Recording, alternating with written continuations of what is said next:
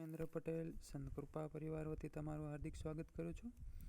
આજે આપણે ધોરણ 9 ગણિતની અંદર પ્રકરણ નંબર 10 વર્તુળ વિશે અભ્યાસ કરવાના છીએ. તો વર્તુળ એટલે શું? તો તમારા રોજિંદા જીવનની અંદર તમે વાહનોના પૈડા છે, બંગડીઓ છે, ઘડિયાળ છે, સિક્કા છે, બરાબર.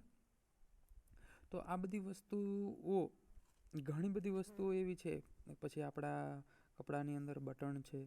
તો આ બધી વસ્તુઓ જે ગોળ આકારની આપણે બધી જોઈએ છીએ, બરાબર, આપણે એને સામાન્ય રીતે ગોળ કહેતા હશું કે ઘડિયાળનો કાચ છે, બરાબર છે.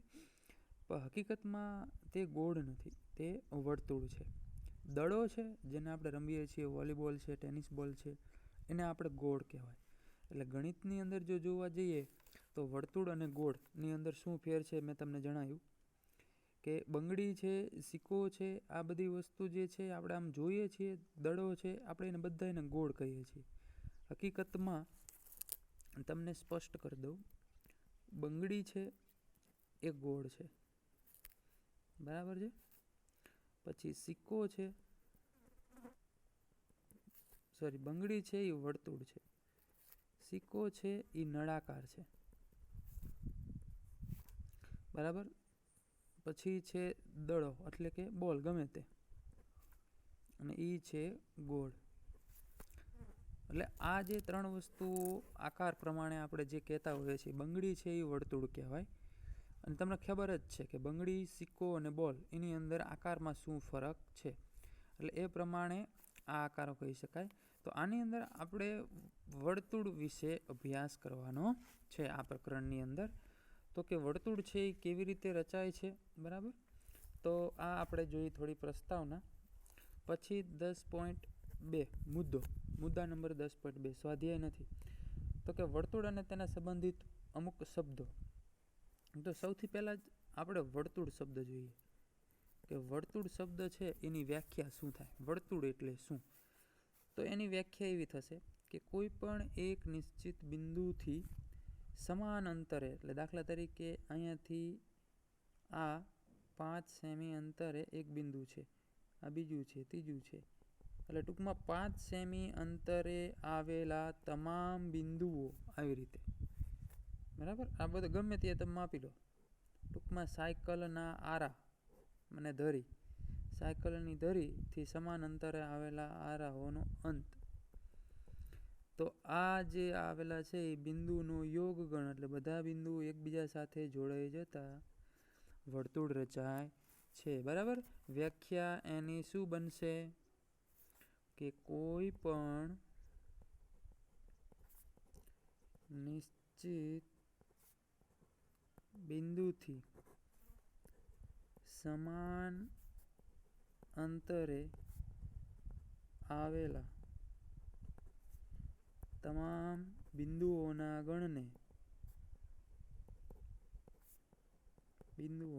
યોગગણને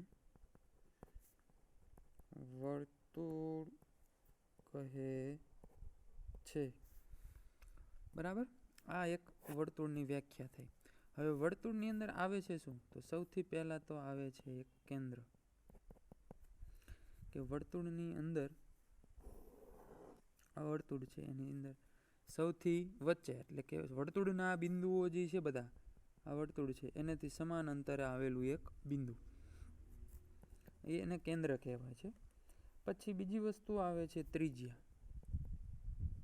તો કે આપણે જે પરિકરથી જે માપ લઈએ છીએ તો આને કહેવાય છે કેન્દ્ર. પછી અહીંયા એક બિંદુ દાખલા તરીકે છે, હાલો, તો આ વર્તુળનું બિંદુ અને આ કેન્દ્ર, બરાબર. તો આને કહેવાય છે ત્રિજ્યા. એને આપણે સ્મોલ r વડે પણ દર્શાવીએ છીએ.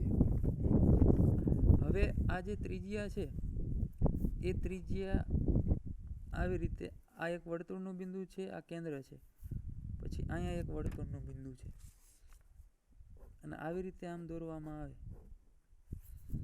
તો એને વ્યાસ કહેવાય, બરાબર. કેન્દ્રમાંથી આવી રીતે બે ત્રિજ્યાઓ એક જ રેખાને સમાવતી હોય, બે ત્રિજ્યાઓ, તો તેને વ્યાસ કહેવાય. અને વ્યાસને સંકેતમાં d લખાય છે, ત્રિજ્યાને r લખાય છે. એટલે આની ઉપરથી આપણે સૂત્ર બનાવવું હોય તો બનાવી શકાય, બરાબર છે. કે વ્યાસ કેટલો હોય, તો કે 2r જેટલો, અને r કેટલો હોય, તો કે વ્યાસ કરતાં અડધો. બરાબર, આવી રીતે સૂત્ર બનાવી શકાય. વર્તુળ છે ને એના 3 ભાગ છે. 3 ભાગ કયા કયા, તો કે વર્તુળની અંદરનો ભાગ, બહારનો ભાગ અને આ વર્તુળ પોતે. 3 ભાગ થયા. વર્તુળનો અંદરનો ભાગ, વર્તુળ પોતે અને વર્તુળનો બહારનો ભાગ. એટલે 3 ભાગ થયા.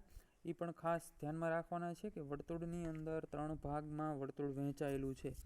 આ વર્તુળ નથી, આ વર્તુળ નથી, આ વર્તુળનો અંદરનો ભાગ છે, અને આ વર્તુળ પોતે છે, આ વર્તુળનો બહારનો ભાગ છે. કોઈ બિંદુ હોય, દાખલા તરીકે હું એમ કહું કે અહીં પી બિંદુ છે, તો આપણને ખ્યાલ આવે વર્તુળની બહાર આવેલું છે. માન લો કે અહીંયા એક બિંદુ છે ક્યુ, તો આપણે કહી શકીએ કે આ બિંદુ વર્તુળ પર આવેલું છે. અહીંયા કોઈ બિંદુ છે ઓ, તો આપણે કહી શકીએ કે આ વર્તુળના અંદરના ભાગમાં આવેલું છે. એટલે વર્તુળના 3 ભાગ પડે છે. બરાબર, અંદરનો ભાગ, વર્તુળ પોતે અને બહારનો ભાગ. એવી રીતે આની અંદર આપણે કેન્દ્ર, ત્રિજ્યા, વ્યાસ જોયું. એક જીવા પણ આવે છે. તો જીવા કેવી વસ્તુ છે એ તમને કહી દઉં કે કોઈ પણ વર્તુળના 2 બિંદુ લેવાના, કોઈ પણ જગ્યાએ. બરાબર, આમ બધા બિંદુ તો બધી જગ્યાએ હોય જ છે. એ કોઈ પણ 2 બિંદુને જોડી દો, એને જીવા કહેવાય. દાખલા તરીકે આવી રીતે આને જીવા કહેવાય. અથવા તો તમે અહીંયા આમ જોડી દો તો આને જીવા કહેવાય. અથવા આમ જોડી દો, આને જીવા કહેવાય. આમ જોડી દો, એને જીવા કહેવાય. અહીંથી આમ જોડી દો, જીવા કહેવાય.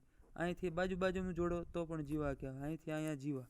એટલે વર્તુળ પરની કોઈ પણ 2 બિંદુ છે, વર્તુળ પરના 2 બિંદુને જોડી દો, જીવા કહેવાય. ગમે તેવું વર્તુળ હોય, એક બિંદુ અહીંયા છે ને એક અહીંયા છે, હાલો એ અને બી, તો અહીં જોડી દો આને, તો એને જીવા કહેવાય. માન લો કે અહીં સી બિંદુ છે, એ સી.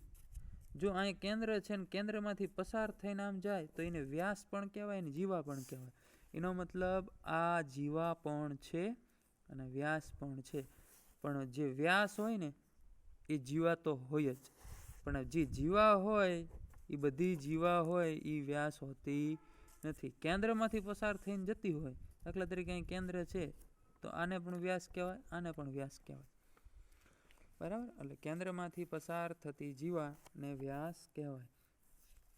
તો જીવા કોને કહેવાય? કેન્દ્ર, ત્રિજ્યા, વ્યાસ વિશે તમને ખ્યાલ આવી ગયો. હવે આવે છે ચાપ. બહુ મહત્વનો મુદ્દો છે ચાપ. દાખલા તરીકે કોઈ વર્તુળ છે, વર્તુળ પર 2 બિંદુ છે, પી અને ક્યુ.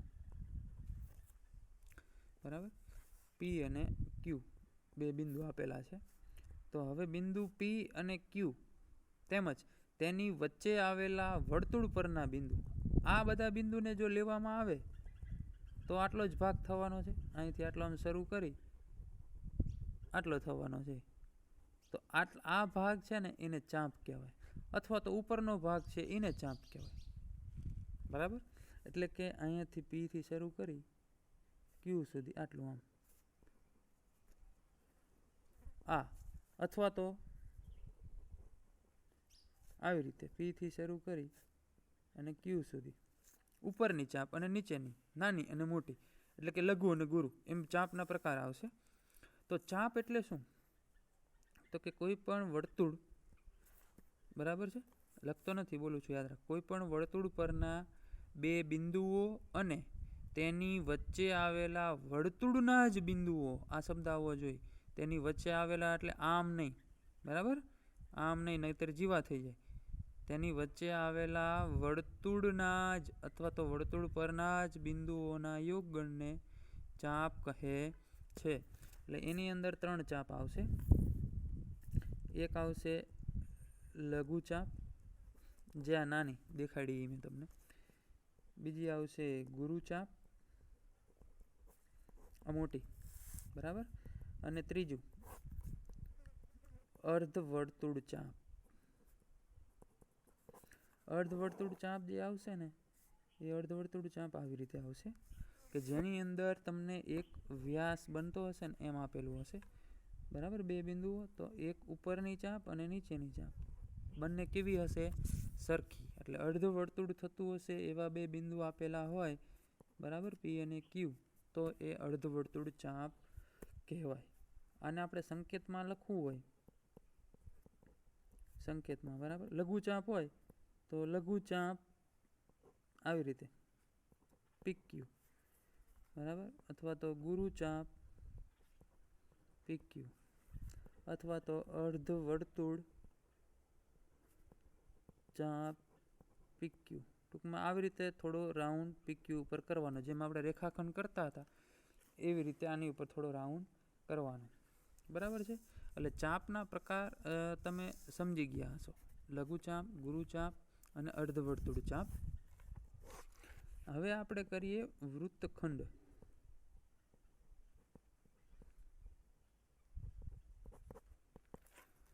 વૃત્તખંડ, તો વૃત્તખંડ એટલે શું?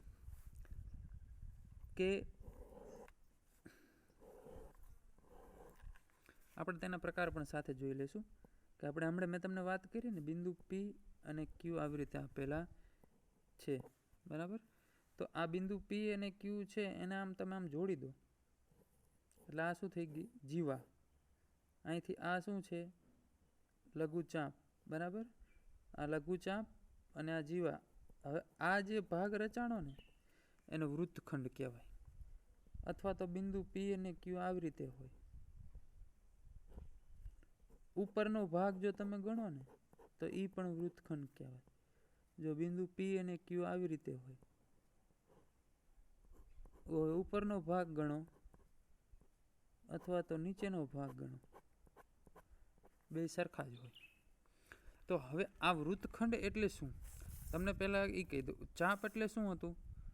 કે વર્તુળની અંદર બે બિંદુ અને તેની વર્તુળ પરના જ બિંદુઓની ફક્ત લીટી, આ લીટીની વાત હતી. હવે શું થઈ ગયું? તો કે અહીંથી આમ જીવા જોડી દેવાની અને વચ્ચે ભાગ રચાય. એટલે નામ જ છે વર્તુળનો એક ભાગ, ખંડ એટલે ભાગ, વૃત્ત એટલે વર્તુળનો એક ભાગ. તો વર્તુળનો એક ભાગ થઈ ગયો ક્ષેત્રફળ, બરાબર. તો PQ છે, PQ જીવા અને તેની સાથે લઘુ ચાપ હોય તો એને લઘુ વૃત્તખંડ કહેવાય. જો કોઈ આ જીવા છે PQ, એ જ જીવા આ છે અને આ જ છે, પણ એની સાથે જો ગુરુ ચાપ હોય, બરાબર, એટલે ગુરુ ચાપ અને જીવાથી જે પ્રદેશ રચાતો હોય તો એને ગુરુ વૃત્તખંડ કહેવાય.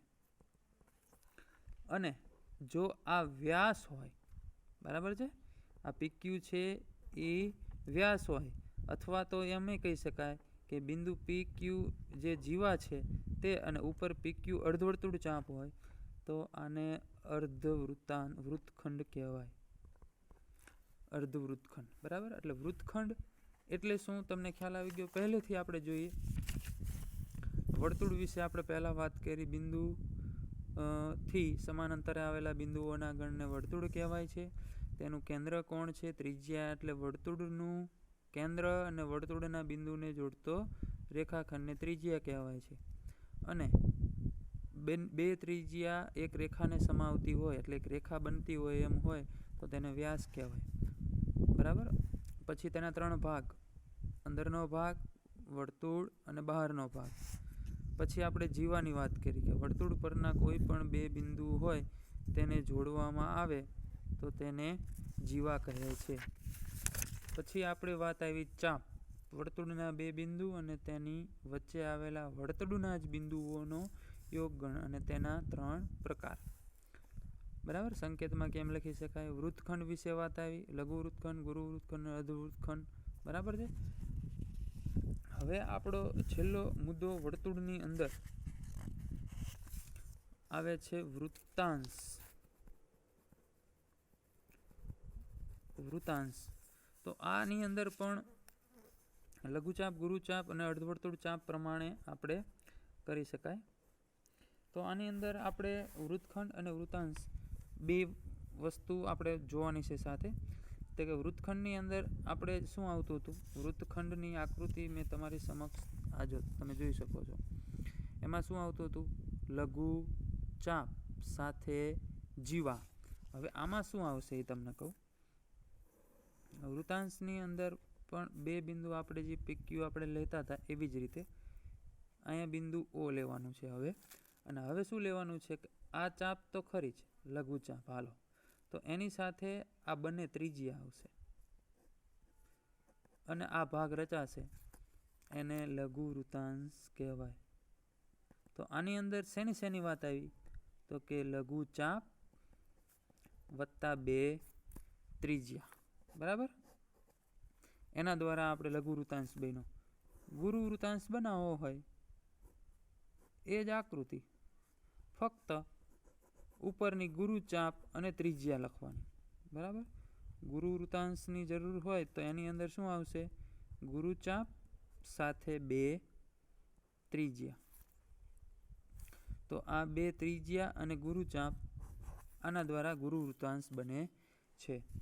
અને અર્ધવૃતાંશ એટલે કે અર્ધવૃત્તખંડ, બરાબર છે. એ તો આકૃતિ બે સેમ જ બનશે, આ અને આ. એટલે અર્ધવૃત્તખંડ કહો કે અર્ધવૃતાંશ કહો, બંને સરખું જ થશે.